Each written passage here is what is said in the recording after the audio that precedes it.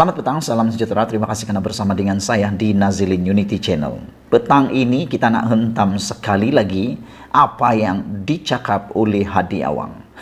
Apabila Hadi Awang kata ada orang tawarkan dia nak sertai parti Pakatan Kerajaan Perpaduan. Sekarang kerja sia-sia tawar PAS sertai kerajaan. Tapi elok jika Hadi dapat dedahkan siapa yang membuat tawaran berkenan. Adakah Anda setuju dengan apa yang saya cakap ini?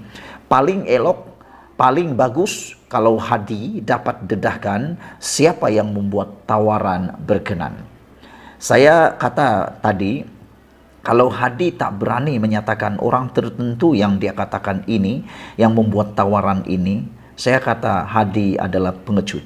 Kalau dia betul-betul berani dan dia betul-betul ada cerita yang tepat, ada faktanya dan bukan drama semata-mata, bukan angan-angan, bukan ciptaan, bukan cerita-cerita dongeng, bukan cerita semata-mata, Hadi Awang pasti berani mendedahkan siapa yang membuat tawaran berkenan. Apa pendapat Anda? Setujukah Anda dengan saya? Adakah Anda bersependapat dengan saya? Semalam Presiden PAS Hadi Awang mendedahkan beliau telah dihubungi beberapa kali oleh orang tertentu yang menawarkan parti itu untuk menyertai kerajaan perpaduan. Namun demikian, Hadi jelas keberatan untuk menerima tawaran tersebut kerana menganggap ia hanya bertujuan untuk menambahkan jumlah kekuatan kerajaan semata-mata. Yang saya nak tanya Hadi Awang sekali lagi, apalagi yang nak kuatkan kerajaan kalau sudah lebih 2/3? Nak buat apa lagi? Itu yang saya nak tanya. Apa guna lagi PAS nak masuk kerajaan? Kalau kerajaan sudah sampai 2/3 pun, sudah 2/3. Kalau hanya majoriti muda dengan hanya kemenangan atau kelebihan 2 kerusi atau 3 kerusi atau 5 kerusi, mungkin saya boleh terima. Mungkin saya boleh terima pendapat dan juga idea tersebut, alasan Hadi Awang tersebut. Tapi dengan kerusi yang dimiliki oleh Pak Kerajaan Perpaduan dalam Parlimen 2/3, apalagi yang Hadi nak katakan ini untuk menguatkan kerajaan?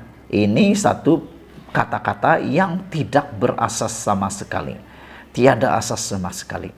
Katanya dengan PAS mempunyai jumlah ahli parlimen terbesar berbanding parti-parti lain, tawaran itu sepatutnya memberi lebih peranan kepada parti itu dalam kerajaan, kata Hadi Awang. Sebenarnya saya tak setuju, kerana walaupun dia adalah jumlah ahli parlimen yang besar, tapi tiada guna sudah pun. Dulu kalau betul-betul Hadi Awang mempunyai kuasa untuk mahu ikut kerajaan perpaduan, sejak daripada yang di Pertuan Agong menawarkan kerajaan perpaduan itu, Hadi Awang sepatutnya telah menyertai kerajaan perpaduan. Tapi ini tidak, dah nak sampai PRN baru dia cakap benda ni. Kalau ada seorang pemimpin bersatu kata itu adalah strategi Anwar Ibrahim, saya nak kata itu bukan strategi Anwar Ibrahim, tapi itu adalah strategi Hadi Awang. Mungkin adalah strategi Hadi Awang untuk cuba memperandakan, menimbulkan sakwa-sangka negatif antara parti komponen kerajaan perpaduan. Dengan erti kata lain, PAS mahukan kedudukan yang istimewa, yaitu barangkali selain jawatan timbalan Perdana Menteri, juga mesti diberikan jumlah lantikan menteri paling banyak sekali berbanding parti-parti lain. Itu yang saya kata tadi, tak payahlah bawa parti PAS itu. Sebab kerajaan sekarang dah cukup 2/3. Nanti dibawa pula betul-betul dia nak minta timbalan Perdana Menteri lagi, lantikan menteri lagi dan macam-macam lagi.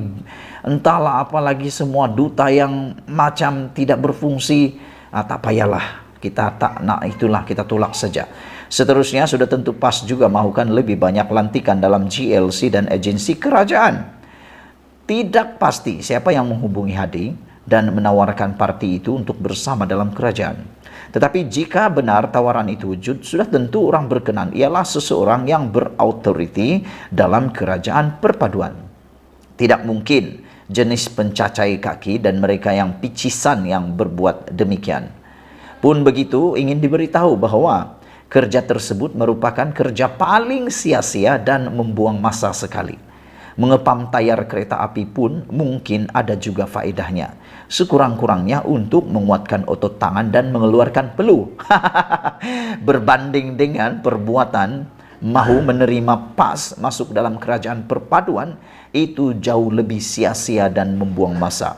Seperti kata Sabudin, lebih baik PAM tayar kereta api, ada lagi faedah. Lebih bagus melakukan perkara itu. Otot tangan jadi kuat dan boleh mengeluarkan peluh. Tapi menerima PAS dalam kerajaan perpaduan itu adalah perbuatan yang paling sia-sia dan tidak membawa apa-apa faedah, seterusnya hanya membuang masa. Apa pendapat Anda dengan tulisan Sabudin ini? Adakah Anda juga setuju dengan kami bahwa tindakan menerima atau menawarkan PAS masuk kerajaan perpaduan kalau benar itu adalah tindakan sia-sia, tindakan yang membuang masa dan paling tak guna langsung. Kalau saya setuju. Bagaimana Anda? Bagus lagi kita PAM tayar kereta api, lagi bagus kan? Boleh kuat otot, boleh berpeluh dan sebagainya. Menerima PAS menyusahkan kerajaan perpaduan. Untuk apa membuat tawaran membawa masuk PAS ke dalam kerajaan? Sedangkan majoriti yang dimiliki kerajaan perpaduan sekarang sudah pun menjangkau kedudukan 2/3, yaitu 148 sokongan ahli-ahli parlimen. Apa nilai tambah yang ada pada PAS berbanding parti-parti yang sedia ada dalam kerajaan perpaduan? Harus disedari, PAS sejak dipimpin oleh Hadi adalah parti yang berbeza berbanding ketika parti itu dipimpin Fadzil Nur atau Yusuf Rawa. Ia adalah parti yang memusuhi sesiapa saja yang berada di luar lingkungannya. Selain memupuk budaya walaun yang sangat menebal dan suka bermusuh dengan bukan Islam. Dalam arti kata mudah, PAS bukan saja tidak sesuai dengan jiwa orang Islam yang sederhana, bahkan berbahaya dalam kehidupan masyarakat majmuk seperti Malaysia. Sebab itu, selain Presiden UMNO Ahmad Zaid Hamidi menemplak Hadi agar jangan perasan untuk berada dalam kerajaan perpaduan, juga tidak difahami jika benar wujud tawaran dibuat kepada Presiden PAS itu. Ternyata yang membuat tawaran itu tiada keyakinan diri, berjiwa kacau dan mungkin dalam hatinya sendiri terpaut ketaksuban melampau kepada Hadi sejak dulu lagi. Dengan tertubuhnya kerajaan perpaduan ini, malah PN yang PAS berada di dalamnya sedang terpalit dengan isu sakau dan deretan kes mahkamah. Parti itu sebetulnya tidak wajar sama sekali diajak bersama ke dalam kerajaan. Membawa PAS ke dalam kerajaan perpaduan malah tidak mustahil akan menyebabkan UMNO, DAP, GPS dan GRS dan lain-lain parti mengambil tindakan keluar meninggalkan kerajaan. Akhirnya, jenis kerajaan apa yang terbentuk di negara ini?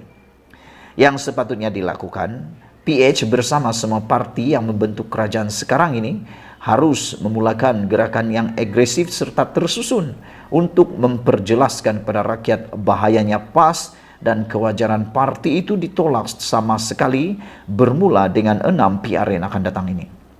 Mereka menang hampir mutlak di Kelantan sejak lebih 30 tahun lalu, tapi masalah air bersih pun tak mampu untuk menyelesaikannya. Kemudian mereka yang menguruskan syarikat air itu tak malu-malu pula menerima sagu hati RM10.000 di ketika rakyat masih dibekalkan dengan air berwarna keruh setiap hari. Apa kewajaran duit sagu hati itu diberi dan ide apa yang mereka telah sumbangkan selama ini bagi memperbaiki mutu air bersih untuk rakyat? Dalam hal ini, di samping hasrat, PAS meminta kelebihan jika ingin mereka menyertai kerajaan adalah sesuatu yang tidak harus dilayan berdasarkan rekod ketidakmampuan mentadbir parti itu selama ini. Terlebih awal daripada itu, siapa yang membuat tawaran mengajak PAS itu juga tidak harus didengari cakapnya, kerana mungkin beliau adalah spesies yang mudah terpedaya dengan silaunya sinar kaca berbanding keturunan asli cahaya mutiara. Maka elok benar jika Hadi dapat mendedahkan siapakah orang yang membuat tawaran kepada beliau itu agar kita sama-sama dapat membelasah orang yang berkenan. Sekian dulu untuk kali ini. Jangan lupa tinggalkan komen Anda. Sila tekan butang subscribe Malaysia Kita Punya. Kita jaga sama-sama cintai Malaysiaku. Bye-bye.